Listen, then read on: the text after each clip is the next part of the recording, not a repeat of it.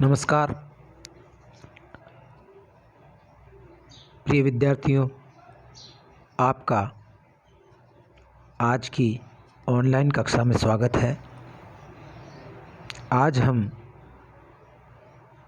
BA second year के हिंदी साहित्य के विद्यार्थियों के लिए उनके पाठ्यक्रम में एक कहानी है शतरंज के खिलाड़ी, उस पर बातचीत करेंगे।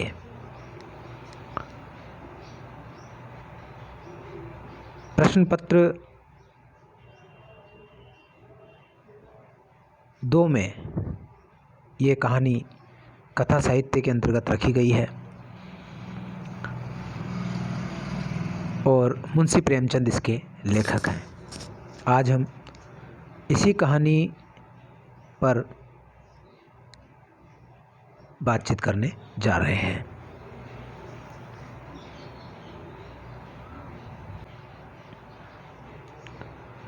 बात अगर हम मुंशी प्रेमचंद की करें तो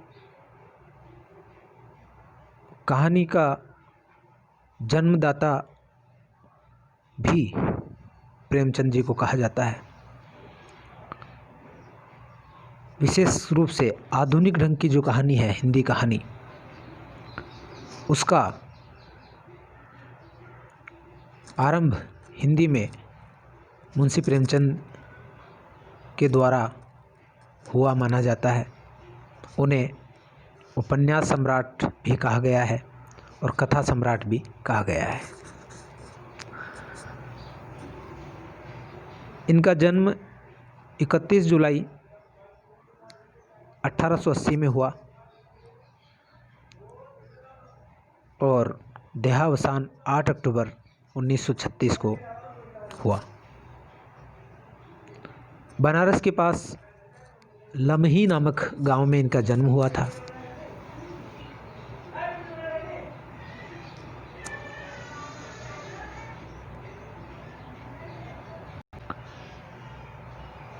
कहानियों का आरंभ मुंशी प्रेमचंद ने उर्दू भाषा में किया। उर्दू भाषा में कहानियाँ लिखनी शुरू की और उसके बाद वो हिंदी में आए। उन्होंने लगभग 300 कहानियाँ लिखी हैं, जिनमें प्रमुख प्रसिद्ध जो कहानियाँ हैं वो इस प्रकार हैं: बलिदान, बूढ़ी काकी, हार की जीत, परीक्षा, सवा शेर गेहूँ, शतरंज के खिलाड़ी जो आपके पाठ्यक्रम में है, ये 1925 में लिखी गई, कज़ाकी, इस्तीफ़ा, पूस की रात, ये 1930 में लिखी गई और यथार्थवादी कहानी मानी जाती है। इसी तरह से ठाकुर का कुआं,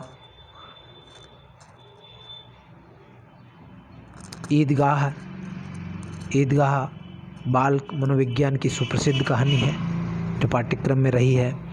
इसी तरह से नशा 1934 और कफन 1936, ये इनकी सुप्रसिद्ध कहानियाँ हैं। कफन को उनकी अंतिम कहानी माना जाता है, जो बहुत अधिक प्रसिद्ध कहानी है उनकी और यथार्थवादी कहानी है। पहले प्रेमचंद आदर्शोन्मुखी यथार्थ पर आधारित कहानियाँ लिखते थे, लेकिन बाद में उन्होंने धीरे धीरे यथार्थ की ओर ज़्यादा ध्यान दिया और उनकी आखिरी कहानी कफन एक अति यथार्थवादी कहानी हमें दिखाई पड़ती है। उनके कुछ उपन्यास इस प्रकार से हैं: सेवा सदन, प्रेमाश्रम, गबन, कर्मभूमि, निर्मला और गोदान। गोदान को आधुनिक समाज का महाकाव्य भी कहा जाता है। कृषक समाज का महाकाव्य इसको कहा जा सकता है।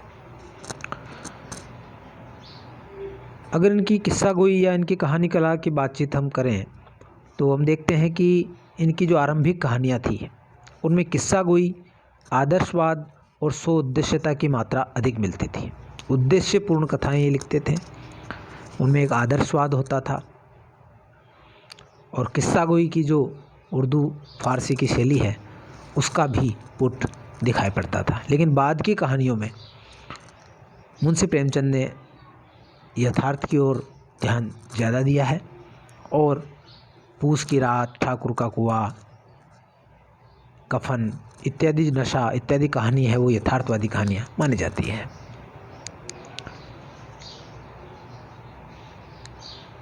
एक विशेषता यह है कि प्रेमचंद की कहानियों में व्यवहारिक मनोविज्ञान का पुट हमें देखने को मिलता है और इस पुट के कारण वो मानव चरित्र के ऐसे ऐसे पहलुओं का उद्घाटन करते हैं जो बड़े ही स्वाभाविक और मार्मिक हमें नज़र आते हैं। जैसे बूढ़ी का की कहानी है, और भी कई कहानियाँ हैं जिसमें बाल मनोविज्ञान का बड़ा अच्छा चित्रण और वृद्धों का और अलग अलग जो वर्ग होते हैं उनका मनोविज्ञान बहुत प्रभावशाली ढंग से इनकी कहानियों में अंकित हुआ है। इनकी सभी कहानियों को अगर एक साथ पढ़ना चाहें तो इनका संकलन मानसरोवर नामक पुस्तक श्रृंखला में हुआ है, जिसके 8 खंड मौजूद हैं। इन 8 खंडों में इनकी सारी कहानियों को आप लोग एक साथ ही पढ़ सकते हैं। भाषा की बात करें तो प्रेमचंद की जो भाषा है वो मुहावरेदार आम बोलचाल की भाषा है, जिसमें हिंदी उर्दू दोनों के ही शब्द पर्याप्त मात्रा में मिलते हैं और सरल और सुबोध भाषा का प्रयोग प्रेमचंद करते हैं। इसीलिए इनकी कहानियाँ अधिक लोकप्रिय हुई है। तत्सम शब्दों का उनमें प्रायः अभाव पाया जाता है।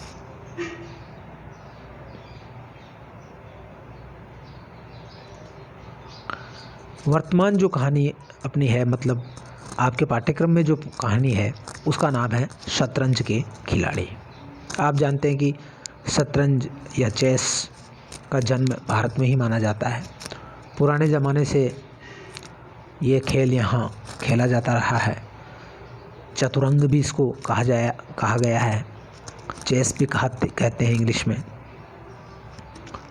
तो यह एक तरह से युद्ध का मैदान ही होता है। शतरंज एक तरह से युद्ध का मैदान होता है। 2 पक्ष होते हैं, दोनों के पास समान ताकत होती है और एक बोर्ड के ऊपर ही शह मात का खेल खेला जाता है। तो इसी शतरंज के रूपक को ध्यान में रखकर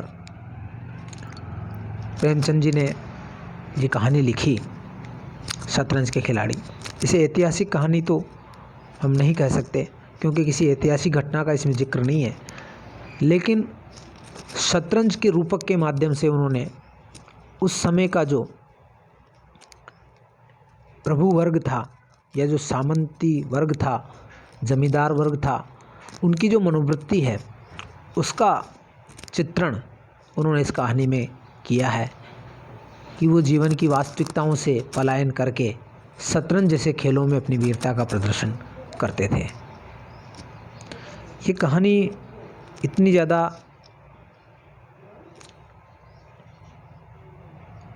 व्यापक फलक वाली है कि निर्देशक सत्यजीत राय ने 1977 में इस पर एक फिल्म भी बनाई थी। उसका नाम भी शतरंज के खिलाड़ी था और इसमें संजीव कुमार और अमजद खान और शबाना आज़मी जैसे कलाकारों ने बड़ा प्रभावशाली अभिनय किया था और ये बहुत प्रसिद्ध फिल्म मानी जाती है।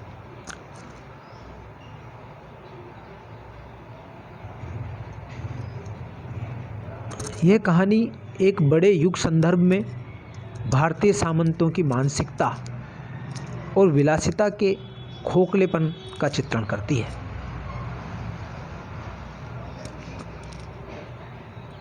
भारतीय जो सामंत वर्ग था वो किस प्रकार से आलसी, निकम्मा और विलासिता का जीवन जीने वाला हो गया था और उसी कारण से विदेशी सत्ता यहाँ काबिज हुई। इस तथ्य का चित्रण ये कहानी बखूबी करती है। आपसी फूट, वर्ग दिखावा, इन तमाम चीज़ों का उद्घाटन इस कहानी में हुआ है। और यथा राजा तथा प्रजा कि जैसा राजा होता है वैसी ही प्रजा हो जाती है, उस बात को भी इसमें बखूबी बताया गया है कि कैसे जो उच्च वर्ग था समाज का वह आलसी और विलासिता प्रधान हो गया था, भोग विलास में डूबा हुआ था, तो उसका प्रभाव जो निचला वर्ग है वो भी ग्रहण कर रहा था और वहाँ भी इसी प्रकार के हालात थे और इसी का फ़ायदा विदेशियों ने उठाया और वो धीरे धीरे यहाँ की जितनी भी रियासतें थी उन पे काबिज होने लग गए। इस तथ्य को कहानी का आधार बनाया गया है। इसमें किसी ऐतिहासिक घटना का वैसा जिक्र नहीं है जैसा कि ऐतिहासिक कहानियों में होता है। एक दूसरी बात यह है कि कहानी का ताना बाना इतना अच्छा है कि इसमें ये जो सामंत थे, उस ज़माने के नवाब थे, जागीरदार थे, उनकी जो काहिली थी, आलसीपन जो उनका था, विलासिता थी, दिखावा था, उसको ये बड़ा मार्मिक भाषा में और बड़ी प्रभावशाली भाषा में बेनकाब करती है। और भारतवर्ष की जो पराजय का कारण है वो इन्हीं प्रवृत्तियों को ये कहानी सिद्ध करती है। साथ ही प्रेमचंद ने इस के जरिए जो अंग्रेज थे, जो विदेशी सत्ता थी, उसकी जो नीतियाँ थी, औपनिवेशिक नीतियाँ थी, उन औपनिवेशिक नीतियों का भंडाफोड़ भी इस कहानी में उन्होंने किया है कि किस तरह से ये अंग्रेज़ लोग भारत पर काबिज हुए और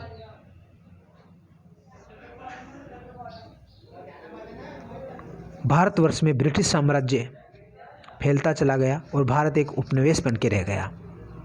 और अंग्रेज़ों ने धीरे धीरे यहाँ की जो आर्थिक नीतियाँ थी, शैक्षणिक नीतियाँ थी और प्रशासनिक नीतियाँ थी, उन सब में परिवर्तन कर दिया। इन बातों का भी प्रेमचंद उद्घाटन इस कहानी में करते हैं। कहानी के जो सभी पात्र हैं वो मनोवैज्ञानिक ढंग से चित्रित किए गए हैं और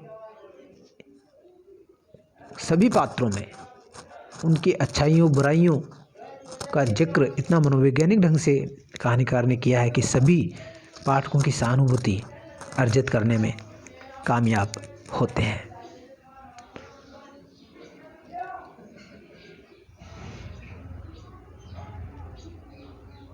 कहानी के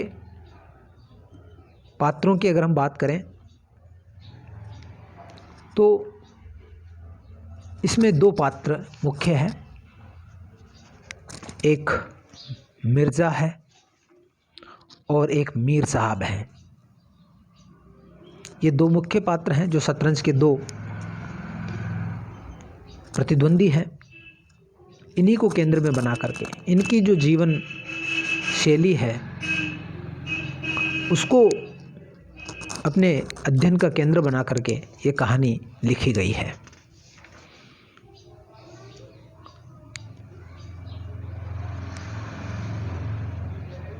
ये कहानी का अगर सारांश की हम बात करें कि इसका सार क्या है तो वो इस प्रकार से है कि जो पतनशील सामंतवादी समाज है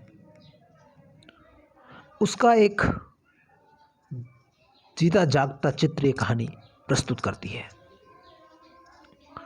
वाजिद अली शाह जो संगीत मदिरा में डूबा हुआ एक शासक था, उसका समय 1847 से 1856 था, यानी आज़ादी के प्रथम स्वतंत्रता संग्राम से तक उसका समय था। और अंग्रेज भारत में अपनी पकड़ मजबूत बना चुके थे क्योंकि 1757 में प्लासी का युद्ध हुआ था और नवाब सिराजुद्दौला को अंग्रेज़ों ने हरा दिया था, ईस्ट इंडिया कंपनी ने, और संपूर्ण बंगाल में अंग्रेज़ों का अधिकार हो गया था। और इस तरह से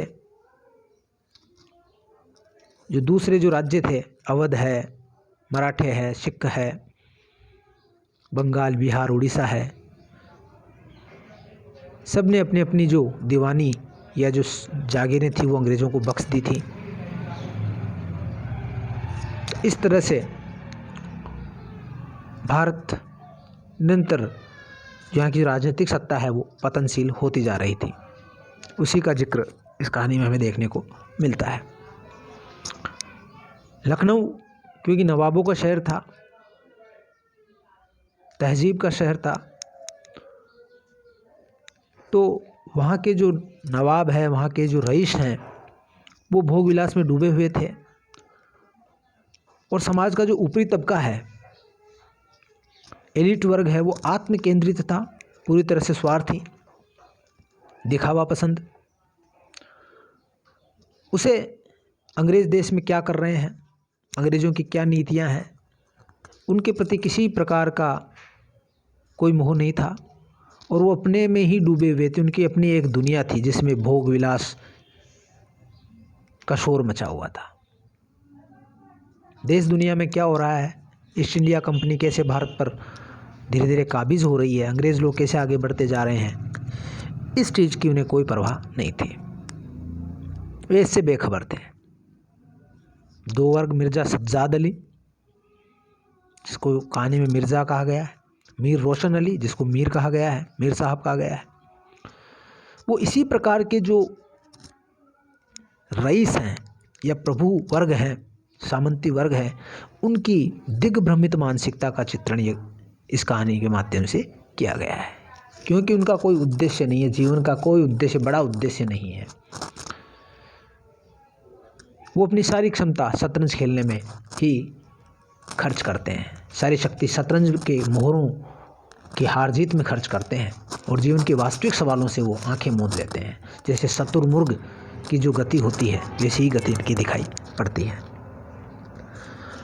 इसी तरह से वाजिद अली शाह बंदी बना के अंग्रेजों द्वारा लिए जा रहे हैं। उन्होंने समर्पण कर दिया, बिल्कुल रक्तहीन क्रांति हुई, और बिना किसी संघर्ष के उन्होंने अपनी जो गद्दी है वो अंग्रेज़ों को बख्श दी।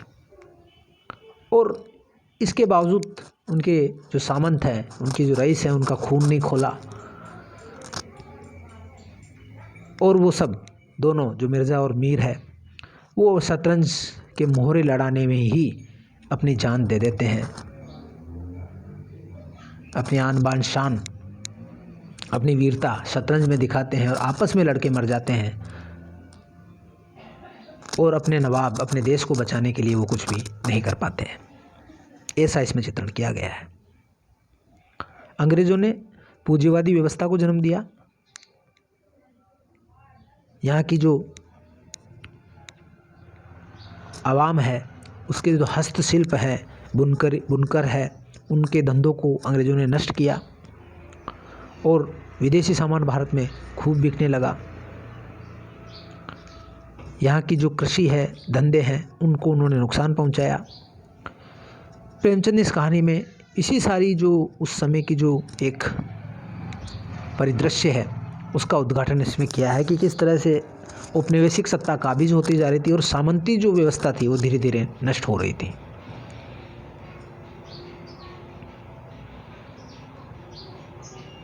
अंग्रेजों के शासनकाल में भारतीय शासक सामंतवादी व्यवस्था के चलते विलासिता और अय्यासी में डूबे रहते थे। विलासिता में ही डूबे हुए लोग थे।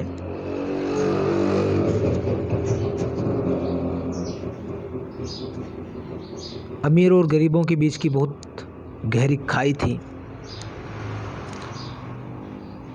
और जनता में भी निष्क्रियता छाई हुई थी। इस बात का चित्रण भी प्रेमचंद इस कहानी में करते हैं कि उच्च वर्ग जैसा था वैसा ही निम्न वर्ग उसका अनुकरण कर रहा था।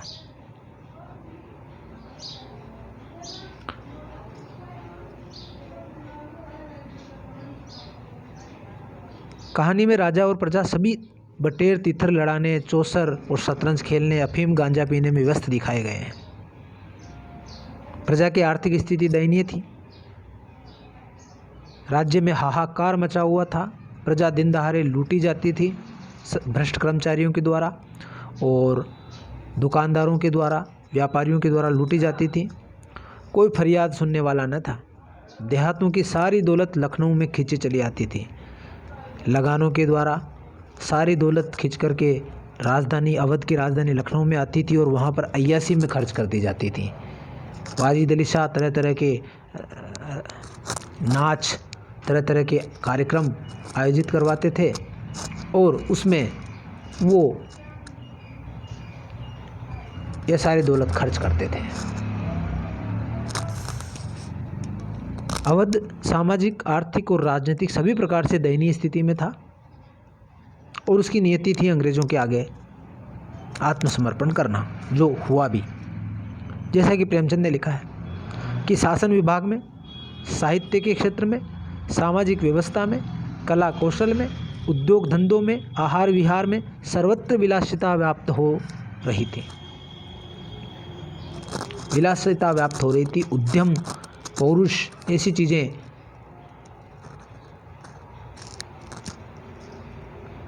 वहाँ दिखाई नहीं देती थी। और इन सब चीज़ों का जो चित्रण है वो इन्होंने दो प्रतिनिधि पात्रों, मीर और मिर्ज़ा के माध्यम से किया है।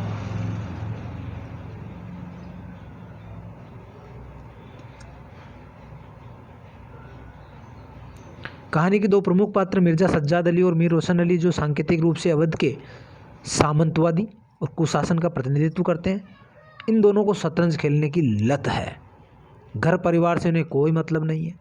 जागीरदार होने के कारण दोनों के पास धन की कमी नहीं है, इसलिए उनका जीवन बिना कुछ उद्योग किए आराम से शतरंज की बाजियों में डूबा हुआ है।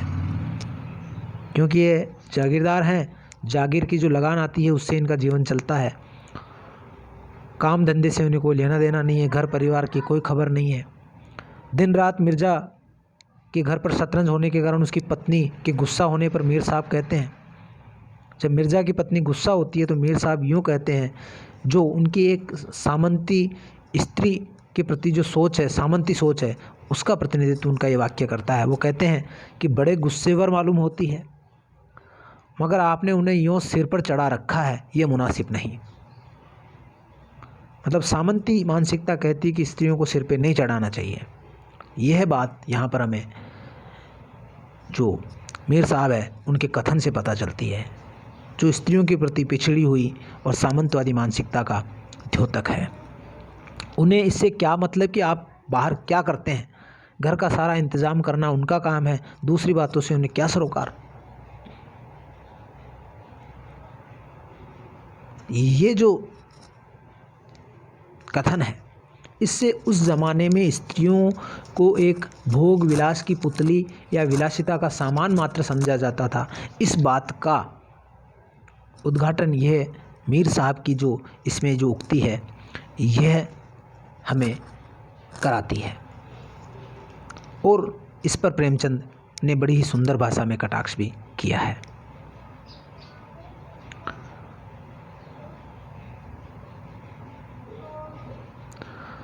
राजनीतिक उहापोह के बीच में मिर्ज़ा और मीर का शतरंज का खेल उसी प्रकार चलता रहा, फिर चाहे उन्हें अपनी बिसात घर से दूर वीराने में एक मस्जिद के पास ही क्यों न लगानी पड़ी हो। इसी दौरान वाजिद अली शाह को अपना सिंहासन छोड़ना पड़ा और अवध का शासन ब्रिटिश हाथों में चला गया। इन दोनों पात्रों की शतरंज की लत पर कोई असर इस बात का भी नहीं पड़ा कि उनका जो राजा है वो दूसरों की दास्ता स्वीकार कर रहा है। और अंत में अपनी शतरंज की लत के कारण दोनों मित्र एक दूसरे पर छीटाकसी करते हुए, एक दूसरे पर आरोप प्रत्यारोप करते हुए और हाथापाई करते हुए और हथियार से अपनी जान दे देते हैं। प्रेमचंद के साहित्य में कथा शिल्प और कथा वस्तु दोनों ही समाज की और साहित्य की इस बिगड़ती हुई स्थिति का प्रभावशाली चित्रण करते हैं।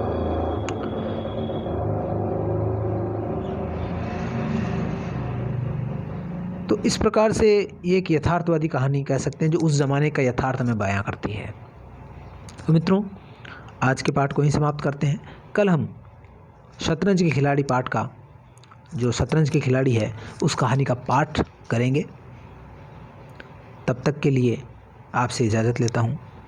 हिंद देश के निवासी सभी जन एक है, रंग रूप वेश भूषा चाहे अनेक है। जय हिंद, जय भारत।